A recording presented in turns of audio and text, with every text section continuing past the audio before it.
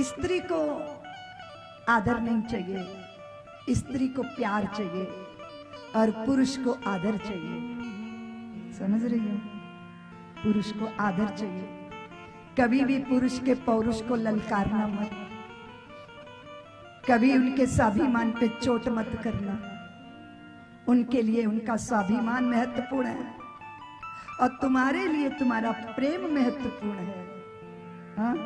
परस्पर देने के लिए कुछ भी ना हो तो बताओ ना देवियों। साधारण स्त्रियों को स्वर्ण के आभूषणों की बहुत लालसा रहती है।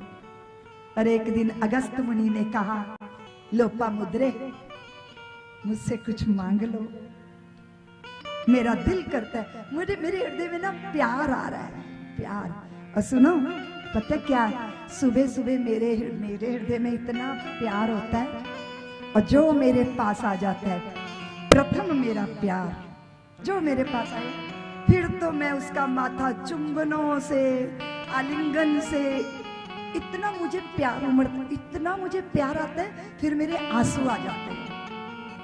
फिर पता मैं क्या करती, इतना बड़ा भिगोना रसगुल्लों का भर के, फिर वात्सल्य ग्राम के एक एक बालक के मुख में अपने हाथ से रसगुल्ला खिलाने में मुझे इतना सुख मिलता है। पवित्र प्यार, स्नेह, अंदर लगता है साम्राज्य, सारे संसार की कायनात के बादशाह हो गए हम। बहुत जरूरी है ना।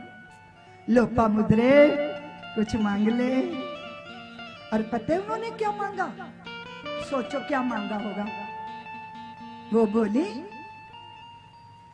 आर्य मैं ना नख से शिक तक, वेणी में, बालों में, कानों में, माथे पे, नाक में, गले में, यहाँ यहाँ पूरा नख से शिक तक मुझे बहुत गहने पहनने। लोपामुद्रा ऐसी स्त्री थी जो हजारों विद्यार्थियों के गुरुकुल की आचार्य थी, लेकिन सजने का स्त्री में स्वाभाविक प्रकृति के द्वारा दी गई व्यवस्था है, सज वज के रहना। अब तुम तो घर में सजती थोड़ी हो, तुम तो बाहर आते समय सजती हो और घर में बनी रहती हो बाल बिखेर के, पता नहीं कैसी। तो घर में क्यों नहीं सज के रहती? जिसको रिझाना है वो तो घर में ही है। लोपामुद्रे क्या मांगा? नख से शिक तक सोने के गहने। अब वो कोई बनज व्यापार थोड़ी करते थे, वो तो तपस्वी थे। अच्छा देवी, मैं प्रयत्न करता हूं।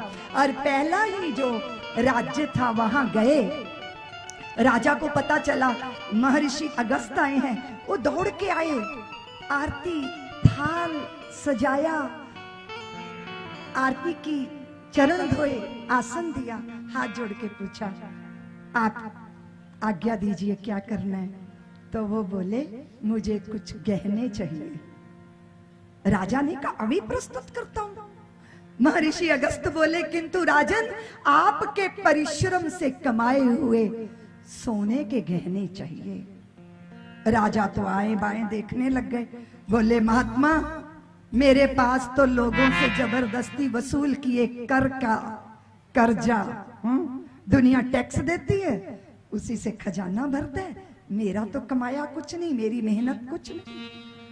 अगस्त मुनि उठे, बोले, राजन फिर तो मुझे नहीं चाहिए। फिर दूसरे राज्य में गए और ये राज्य का राजा उनके पीछे पीछे चला। हर राज्य के राजा को उन्होंने यही प्रस्ताव रखा कि तू अपनी मेहनत की कमाई का धन मुझे दे। राजा के पास तो मेहनत का कुछ था ही नहीं, तो सारे भूमंडल के राजा पीछे पीछे पीछे अगस्त मुनि के चल रहे हैं, लाइनों की लाइनें राजाओं की। अगस्त मुनि खाली हाथ लौट आए और बोले, लोपामुद्रे देवी, मैं अकिंचन तेरा पति, तेरा अभीष्ट पूरा न कर सका, तेरी इच्छा पूरी न कर सका, मैं तेरे लिए गहने नहीं ला पाया। जैसे ही लोपामुद्रा ने अगस्त मुनि के पीछे राजाओं की करबद्ध पंक्तियां देखी, उनके आंखों से आंसू आ गए। वे चरणों में गिर के बोली, महात्मन मुझे क्षमा कर दीजिए, मैंने कैसी मूर्खता भरी बात कर दी कि मेरे गहनों की लालसा की वजह से आप सारे भूमंडल के नरेशों के द्वारों पे जाते रहे। मैं कितनी सौभाग्यशाली हूं देव, मेरे पति के पीछे सारे संसार के राजा हाथ जोड़ के खड़े हैं और आपकी भुजाओं का हार आप मेरे गले में डाल देते हैं। वही मेरा आभूषण है, वही मेरा गहना है। जब आप मुझ पे प्रेम की प्रीत की वर्षा करते हैं, मैं धन्य हो जाती हूँ।